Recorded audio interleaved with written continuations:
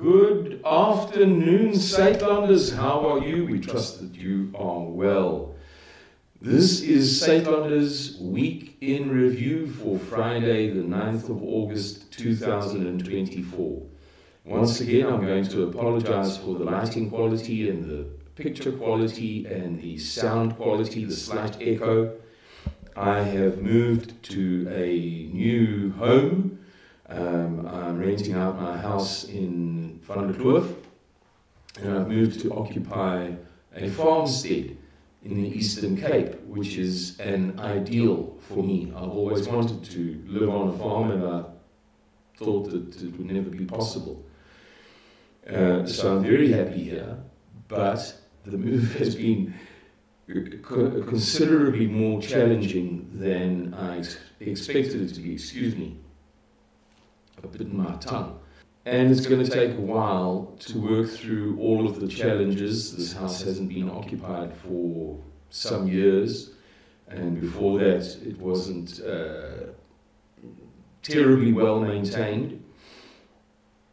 And so investing in new lighting and sound dampening and what have you is not the immediate priority at month end every month.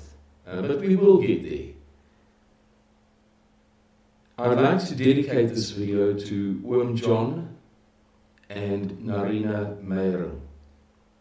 They have recently resigned from senior posts in Suidlanders Afdeling of Departement Buitenlands, my department that used to be known as the Foreign Section, now known as the Foreign Department, for reasons of their own, and the dedication is just a trivial thank you for all of their help, all of their input, time, energy, and incredible friendship.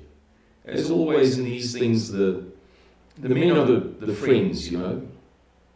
But I'd like to point out that Narina Meyer has been one of the kindest people in my whole entire life. I've met and known some very, very kind people. But Narina is possibly the kindest, the most generous, the most compassionate. She doesn't take nonsense. She's a very dynamic, successful lady, but she has a heart of gold. And she helped me very, very, very, very, very much. This is to you, Oom John, and to you, Narina. Or for you. Let's get cracking. On last Friday, while we were producing last Friday's video, President Joe Biden of the USA formally deployed a large contingent of US military firepower to defend Israel from attacks by Hezbollah / Iran / the Houthis. There is a potential 7-front, others say 5-front war brewing around Israel. The US sent at least 12 ships. We're hearing from some sources that there are another 20 on the way that are being provisioned, whose men are being called back from shore leave, and so on, that will follow to complement that contingent of 12 vessels.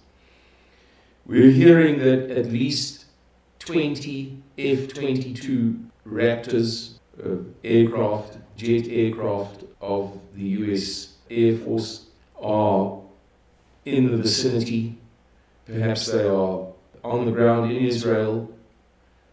Some certainly are based on the island of Cyprus in the Mediterranean off the coast of Israel. We know that aside from the sailors, on those 12 vessels are something like 7,000 US soldiers, infantry combat soldiers. And as I say, 20 more vessels to come, perhaps with more soldiers. There are discussions being held at the moment about deploying 100,000 US soldiers into Israel. So very, very big things have been brewing since this event began last Friday. At the end of this video, I'll mention a certain important date that may become extremely relevant in just a few days' time concerning these Israel-Hamas, Israel-Hezbollah, Israel-Iran, Israel-USA events, interconnected events.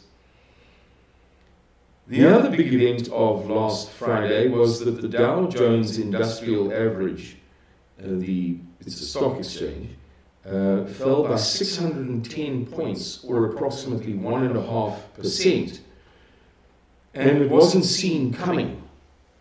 It was a shocker. But it got much worse.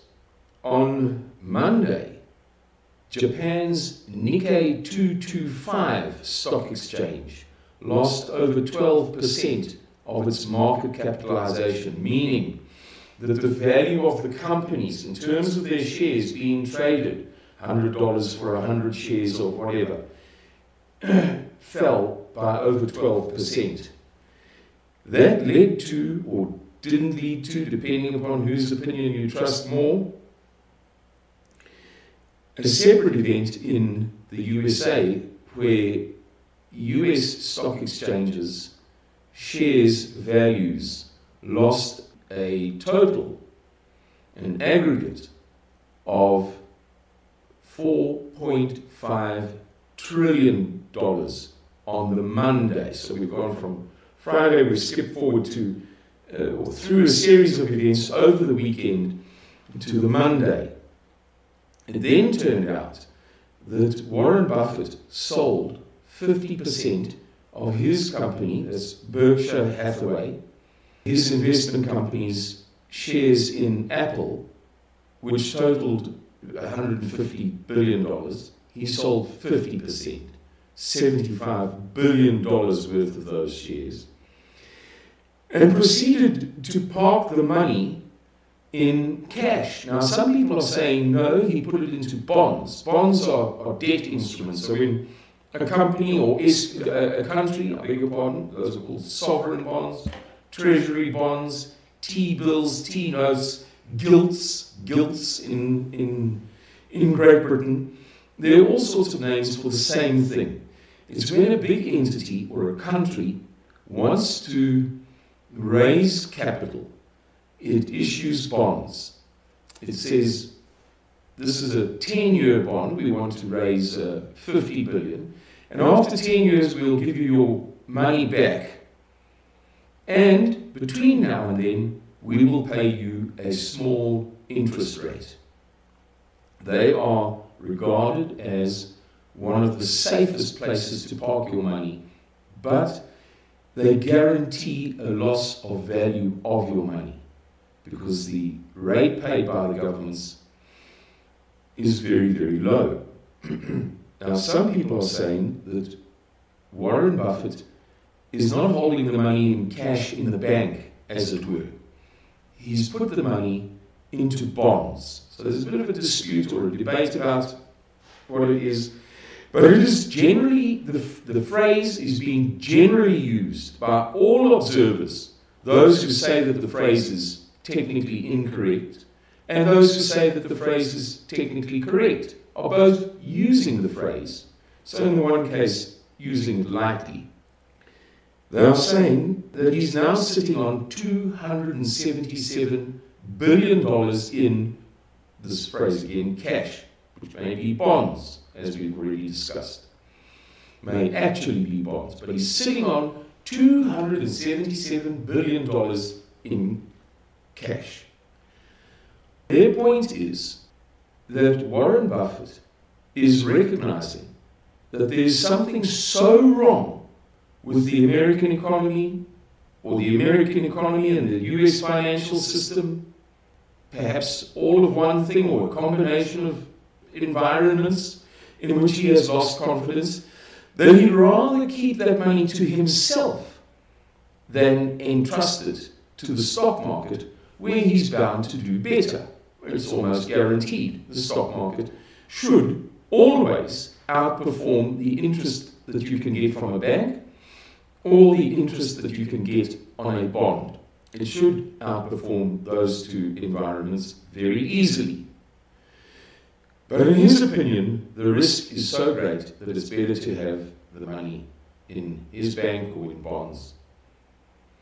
That is a very telling thing, and it is being written about extensively in financial journals, day and night, every single day at the moment. What does he know that most other people don't know, and how bad is it really for him to take such drastic action? And so we find ourselves back to Monday the 5th of August, after skipping forward from Friday through Saturday and Sunday and the crash of Monday. The other events of Monday the 5th of August were the Japan's Nikkei crash. Now, we've already addressed that, but we just glossed over it. I'll elaborate slightly. The Japanese financial system is apparently on its knees, and the top observers are saying that it's about to collapse, that a big crisis is coming. So bear that in mind in future months. On Tuesday, the 6th of August, Ukraine's army launched a surprise invasion of Russia's Kursk Oblast, Kursk province, if you like. Nobody saw it coming. There are a lot of red faces. It was a wide flanking maneuver around thin defenses that has taken, at its maximum, almost 400 square kilometers of territory, depending upon whom you believe.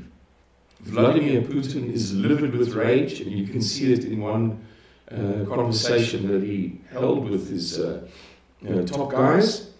The man could barely contain his fury, and it has not changed anything in the war. Ukraine's armed forces are collapsing left, right, and center.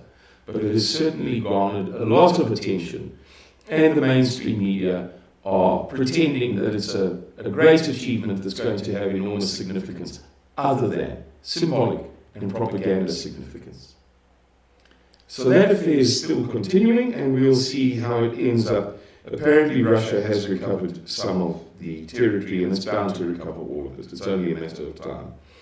I couldn't find a single event that happened on Wednesday the 7th of August, as opposed to was reported on Wednesday the 7th of August, of adequate significance to us.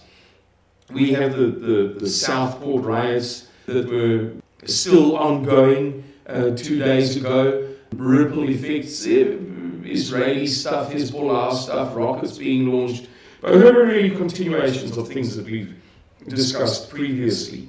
Yesterday, Thursday, the 8th of August, the highlight in the news environment was a 7.1 magnitude earthquake off the island, which is Japan's third largest island, of Kyushu. And 7.1 magnitude on the Richter scale. It happened some kilometers offshore at a depth of about 30,000 meters. I'm going to give you a quick intro to how the Richter scale works. A 1 magnitude to 1.9 is considered a micro earthquake, and it's not felt. It's only recorded by super-sensitive machines. And there are several million a year. They happen continually, in fact. There's no second of the day that they're not happening around the world.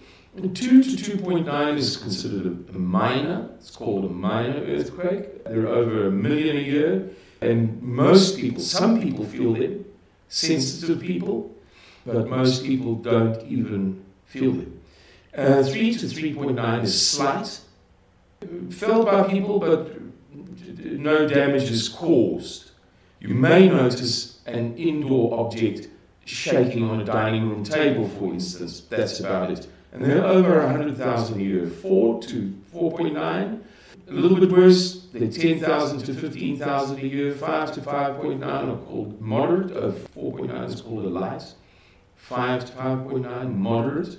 There are about 1,000 around the world per year, and only poorly constructed buildings will ever be damaged. 6 to 6.9 is called a strong earthquake. There are 100 to 150 a year, and there may be damage to the plaster, for instance, of a well-built structure, but it ends just about there. 7 to 7.9 are called major earthquakes, and there are 10 to 20 a year around the world. They're called major earthquakes, but there's not damage to severe damage to most buildings. There is damage to buildings, but you don't have blocks of flats falling all the way to the ground. So why is this earthquake worth reporting at just 7.1? Because it was preceded by a 6.9 magnitude earthquake at almost the other end, north-south speaking, of Japan. So you have the 6.9, then a 7.1 a little bit later. And the Japanese seismologists, the earthquake scientists, have issued their first ever in history warning of a mega earthquake. Meaning that they've picked up in the relationship between those two earthquakes that Japan may be about to be struck by the worst earthquake in its history. That those were kind of a foretaste of something else. How they figure that out, I couldn't tell you. But we'll keep our eye on that ball and see what emerges. Another thing worth mentioning is something that was reported this week, but which happened, or didn't happen, some time ago. And apparently, on or about the 7th of July, the Russian intelligence services gained knowledge of an intended assassination plot upon Vladimir Putin at the then forthcoming Naval Day. It's a very big event in Russia, on the 28th of July. The Russians got hold of the Americans and said, listen, you know and we know that the Russians could not pull off this plot that we've uncovered with these features and characteristics and what have you without your assistance. So if that plot is carried out, we're not going to retaliate against Ukraine. We're going to retaliate against the USA in the most severe way. You will cause World War III, and we will let the whole world know it. So the Americans, apparently, as somebody said to me last night, Marius of Radio Groot Rivier, they soiled themselves. They got hold of the Ukrainians, and their CIA chap is helping the Ukrainians and said, cancel, cancel, cancel. Now, last but not least, something that we are looking forward to, and I think I'll get into the habit of having this element or feature in every week in review. Monday the 12th of August, in 3 days' time, is in the Jewish lunisolar calendar. So it's a calendar that incorporates both the moon, as the traditional biblical calendars did, and the sun, is Tisha B'Av, or the 9th of the month of Av, which is a day of fasting and sackcloth and ashes, as it were, and repentance and prayer and what have you for the Jewish world. Because it is the day on which historically the worst events have occurred in Judaic history, such as the destruction of the first temple in 586 BC, such as the destruction of the second temple in 70 AD under General Titus, and many, many, many other very terrible events. And I mention it because there is some speculation that it may be that the Iranis, Hezbollah, the Gazans, the Houthis in Yemen, whomsoever, are intent upon a very severe attack on Israel on that day, in retaliation for the assassination of Ismail Haniyeh, the Hamas negotiator, who was attending the inauguration of Iran's new president following an apparent assassination of Iran's previous president about 2.5 months ago. So it's all very complicated, it's very dark and dirty and dangerous. There are layers upon layers of really mysterious things going on in that environment right now, and everybody's on the edge of their seats to see what happens next. Thank you for watching this video. I hope that you enjoyed it. I hope it was educational. I look forward to seeing you next week, and I look forward to picking up the pace of producing many more videos. There's just been an ongoing succession of challenges, but we're overcoming them. I would say now that we're getting there. Okie dokes, everybody. Thank you very much. Goodbye, and God bless you.